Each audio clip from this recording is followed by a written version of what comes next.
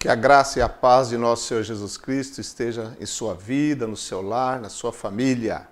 Uma alegria, um prazer que Deus nos permite ter neste dia, estarmos juntos para mais um comentário da lição bíblica da escola dominical.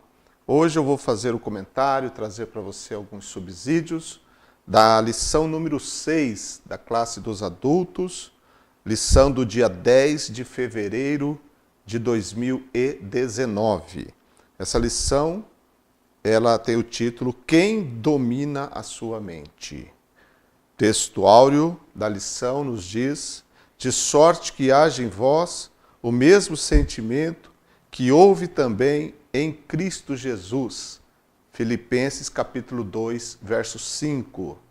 A verdade prática nos diz assim: os substantivos mente, sentimento e entendimento pertencem à esfera do intelecto que permite à pessoa aprender, desejar, pensar e agir. E a lição está dividida em 3 tópicos com os seus subtópicos.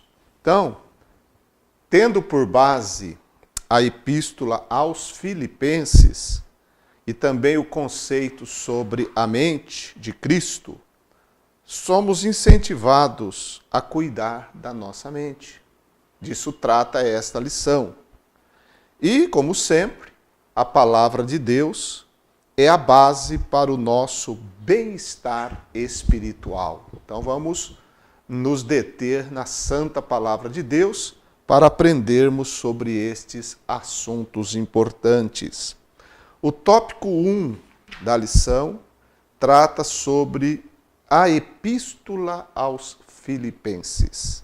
E está dividida em 4 subtópicos. O primeiro subtópico, ou antes mesmo de entrar no primeiro subtópico, nós devemos lembrar que a epístola aos Filipenses ela foi escrita da prisão de Paulo na cidade de Roma, cerca de 60 a 62 depois de Cristo. Ele escreveu outras cartas também desta mesma prisão, a carta aos Efésios, a carta aos Colossenses e também a pequena carta a Filemon. Essa carta de Filipenses ela foi endereçada aos crentes de Filipos. Filipos era uma importante cidade, uma colônia romana da Macedônia. E aquela igreja na cidade de Filipos foi fundada por ocasião da segunda viagem missionária do apóstolo Paulo, por volta do ano 51 depois de Cristo. O registro está lá no livro de Atos dos Apóstolos, no capítulo 16. Daí então nós temos o primeiro subtópico, que fala sobre a doutrina. Diferente de outra carta da prisão, como Éfeso, por exemplo, a carta aos Filipenses não se constitui em uma carta de conteúdo doutrinário. Nós vemos nela, por exemplo, a exortação com respeito aos judaizantes, que está no capítulo 3, versos 1 a 3, mas o conteúdo da carta ele é prático e não essencialmente doutrinário, mas sim prático. O subtópico 2 fala sobre o relacionamento. Aqui nós vemos que a ligação de Paulo com os crentes filipenses era forte. Lá em Filipenses capítulo 4, verso 15, nós vemos nestas palavras de Paulo, quando ele diz: e bem sabeis também vós, ó Filipenses, que no princípio do evangelho, quando parti da Macedônia, nenhuma igreja comunicou comigo com respeito a dar e a receber, senão vós somente. Então nós temos aqui, nesse versículo, esse aspecto do relacionamento de Paulo com os crentes de Filipos. Também em Filipenses capítulo 1, versículos 7 e 8, nós temos estas palavras inseridas aí. Paulo disse assim: como tenho por justo sentir isto de todos vós, porque vos retenho em meu coração, Veja aí o relacionamento como era do apóstolo Paulo com aquela igreja. Pois todos vós fostes participantes da minha graça, tanto nas minhas prisões, como na minha defesa e confirmação do Evangelho. Porque Deus me é testemunha das saudades que de todos vós tenho, em estranhável afeição de Jesus Cristo. Então, vemos aqui o relacionamento muito forte que havia entre Paulo e os crentes filipenses, que mesmo distante, faziam questão de manter esse vínculo, esse relacionamento muito profundo. Subtópico 3 fala sobre o ensino. Então aqui nós vemos que a forte instrução teológica da carta é a passagem maravilhosa que descreve a humilhação e a exaltação de Cristo, que está em Filipenses capítulo 2, versos 5 a 11. Nesse texto, nós encontramos um dos mais profundos e importantes ensinos sobre o Senhor Jesus Cristo em todas as Escrituras, nesse texto desta carta. E aí nós temos então um conteúdo teológico maravilhoso. Nós vemos também em Filipenses capítulo 3, versos 12 a 14, sobre a semelhança com Cristo, que constitui o amadurecimento espiritual. E isso era a busca, ou seja, essa semelhança com Cristo era a busca, era o alvo do apóstolo Paulo em sua própria vida. Nós vemos isso também nesse texto que eu acabei de citar, capítulo 3, versos 12 a 14. Subtópico 4 do tópico 1 fala sobre a mente, o tópico 2 da lição, fala sobre a mente no contexto bíblico. E como a revista trata de batalha espiritual, nós devemos nos lembrar que a mente é um dos campos desta batalha. A palavra mente usada aqui nessa lição é o grego nous. Essa é a palavra, é o substantivo mente que está sendo analisado nesta lição de número 6.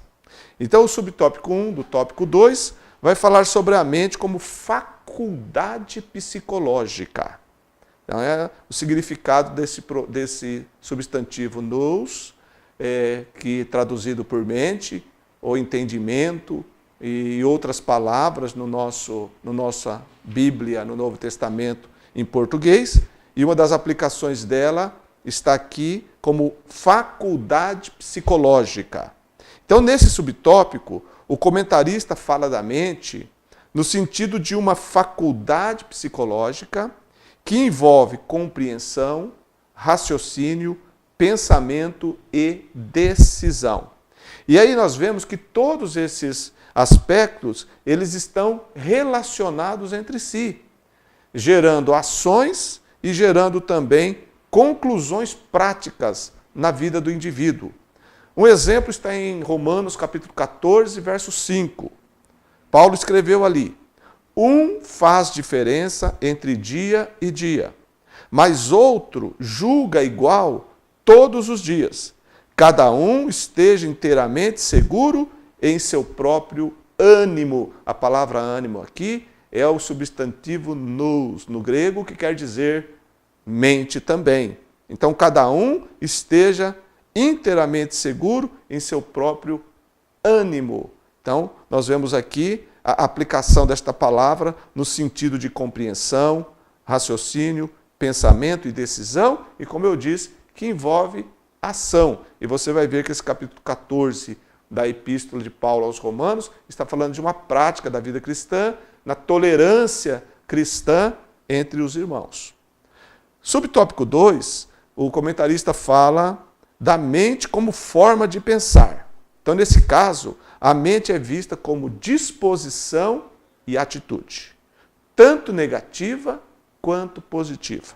Um exemplo da parte negativa está em Romanos capítulo 1, versículo 28. Está escrito: e como eles não se importaram de ter conhecimento de Deus, assim Deus os entregou a um sentimento perverso. Sentimento perverso aqui é a palavra grega que quer dizer mente. Sentimento perverso, para fazerem coisas que não convém. Então, esse é o aspecto negativo dessa disposição e dessa atitude, a mente como forma de pensar. E aqui no capítulo 1, verso 28, Paulo está se referindo aos gentios que vivem sem Deus. Então, a sua mente, Deus os entregou um sentimento perverso, uma mente perversa, né, para fazerem coisas que não convém. Mas o sentido positivo também aparece na Bíblia. E o exemplo que eu quero dar está também na Epístola aos Romanos, no capítulo 12, verso 2. O apóstolo Paulo disse ali: e não vos conformeis com este mundo, mas transformai-vos pela renovação do vosso entendimento. Olha a palavra aqui. Olha o substantivo no grego aqui novamente. Entendimento. Transformai-vos pela renovação do vosso entendimento, para que experimenteis qual seja a boa, agradável e perfeita vontade de Deus. Então, mente como disposição e atitude. Demos aí 2 exemplos, um negativo e outro positivo. Aí no subtópico 3, o comentarista vai falar sobre o espírito, que no grego é pneuma. Essa palavra, então, ela é usada, a palavra espírito, é usada de forma metafórica, que significa modo de pensar, atitude, modo de ser. Então está relacionado com o que nós estamos estudando com relação à mente também, a palavra espírito, né? Modo de ser, atitude e forma de pensar. E eu vou citar um outro exemplo, tirando também da Epístola aos Romanos, no capítulo 1, verso 9, que está escrito: porque Deus, a quem sirvo em meu espírito. Ou seja, espírito aqui quer dizer justamente, de forma metafórica, atitude, modo de ser, forma de pensar. Paulo está dizendo sobre si mesmo: porque Deus, a quem sirvo em meu espírito, no evangelho de seu Filho, me é testemunha de como incessantemente faço menção de vós. Isso é servir a Deus no espírito. E aí, isso nós temos também na Epístola aos Filipenses, no capítulo 3, versículo 3. Outra palavra também é a palavra coração, que está no subtópico 4. Tudo está interligado: mente, coração e espírito e os seus significados. E coração, de forma metafórica também, aparece na Bíblia como o centro da vida física, mental, espiritual e também como centro das emoções, da vontade, e onde se alojam os mais variados sentimentos. E também o coração é apresentado na Bíblia como o centro da fé, a fonte da fé. Por isso que eu disse que tanto mente, coração e espírito estão interligados. Veja um exemplo em Mateus capítulo 15, verso 18. Jesus disse assim: mas o que sai da boca procede do coração, e isso contamina o homem. Então, coração como fonte da vida espiritual e mental. Segundo aos Coríntios capítulo 2, verso 4, diz: porque em muita tribulação e angústia do coração. Veja aí, o coração apresentado como sede das emoções. Vos escrevi com muitas lágrimas, não para que vos entristecesseis, mas para que conhecesseis o amor que abundantemente vos tenho. Palavras de Paulo. E em Romanos 10 e 9, nós vamos ver um texto, um exemplo do coração como o local da fé, né? A fonte como o centro da fé. Paulo disse: a saber, se com a tua boca confessares ao Senhor Jesus e em teu coração creres que Deus o ressuscitou dos mortos, serás salvo. Então, a aplicação aqui da palavra coração nos seus diversos sentidos metafóricos. Já o ponto 3 da nossa lição ele vai falar sobre a mente de Cristo. Nesse tópico, o nosso comentarista toma como base, novamente, é claro, os crentes filipenses e apresenta 3 coisas que estão nos subtópicos que expressam a mente de Cristo, que basicamente significa pensar como Cristo. E todos nós sabemos que isso só é possível pela presença do Espírito Santo em nossa vida. Lá em Romanos capítulo 8, verso 9, o apóstolo Paulo diz que se alguém não tem o Espírito de Cristo, esse tal não é dele, não pertence a Cristo. Então a mente de Cristo na vida de uma pessoa só é possível pela regeneração e pela presença do Espírito Santo, que nos dá a forma de pensar de Cristo, porque isso não é possível adquirir de forma natural e por nenhum outro meio, senão pela presença, pela habitação do Espírito de Cristo ou Espírito Santo em nossas vidas. Subtópico 1 do tópico 3 vai falar sobre o sentimento de alegria. Quem tem a mente de Cristo, o Espírito Santo, tem o sentimento de alegria. Aí Filipenses 3:1, o apóstolo Paulo disse: resta, irmãos meus, que vos regozijeis no Senhor. Não aborreço de escrever-vos as mesmas coisas e é segurança para vós. Regozijar quer dizer estar contente, ficar extremamente alegre.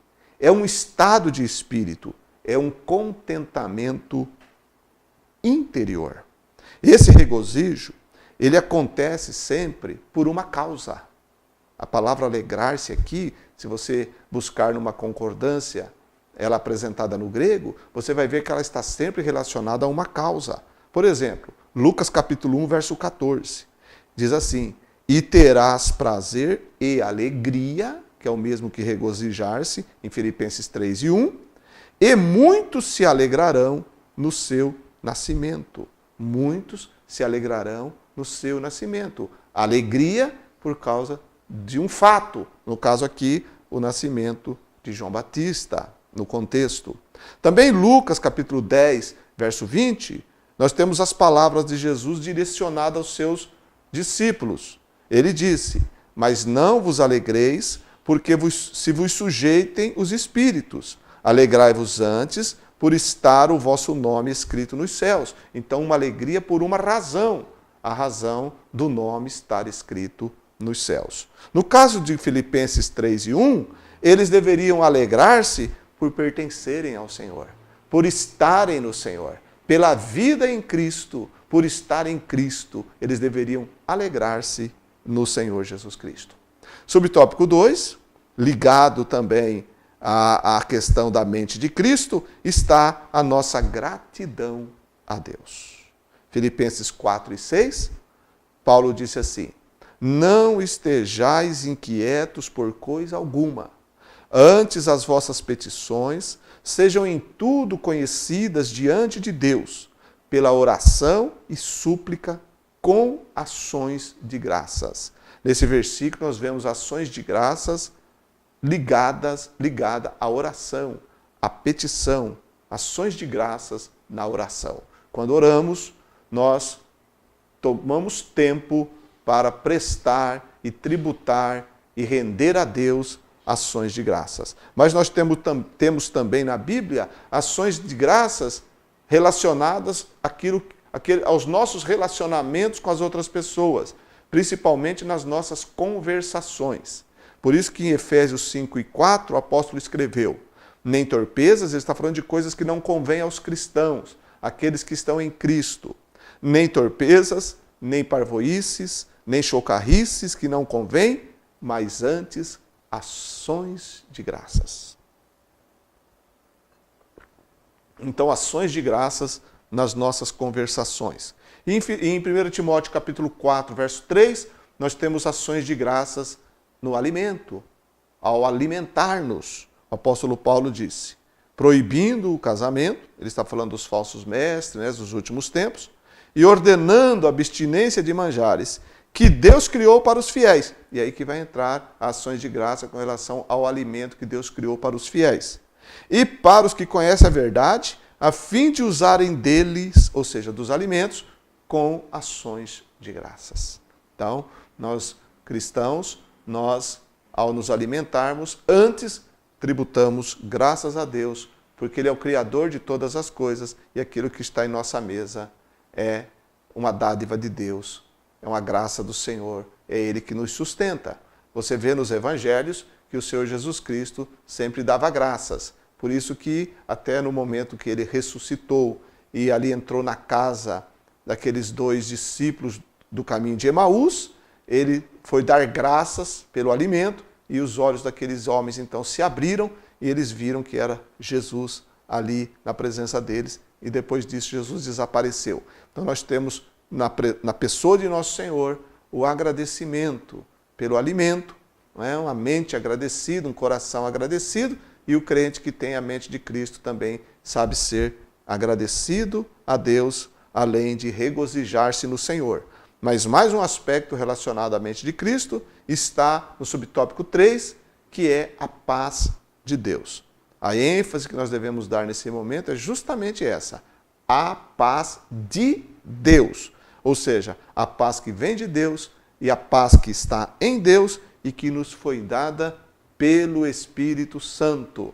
Gálatas 5, 22 está escrito: mas o fruto do Espírito é caridade, gozo, paz, longanimidade, benignidade, bondade, fé, mansidão, temperança. Essa é a paz de Deus. É a paz que vem de Deus. É a paz que está em Deus e é comunicada ao homem regenerado, salvo pelo Espírito Santo, pela ação poderosa do Espírito Santo. Então, nesta lição, nós concluímos dizendo que na batalha espiritual nós devemos cuidar da nossa mente, para que estejamos sempre alertas e que também desenvolvamos em nossa vida a mente de Cristo. Como? Enchendo-se cada vez mais do Espírito Santo e pensando biblicamente, tendo como base a palavra de Deus para os nossos pensamentos, nossas meditações e a nossa prática. E assim nós vamos demonstrar maturidade espiritual, firmeza espiritual, maturidade espiritual para continuar seguindo, servindo e crescendo sempre na graça e no conhecimento de nosso Senhor Jesus Cristo. Que o Senhor nos conceda sempre a sua graça e que o Espírito Santo opere em nós de forma livre para que nós possamos ser aquilo que Deus quer que sejamos. Que o Senhor continue te abençoando.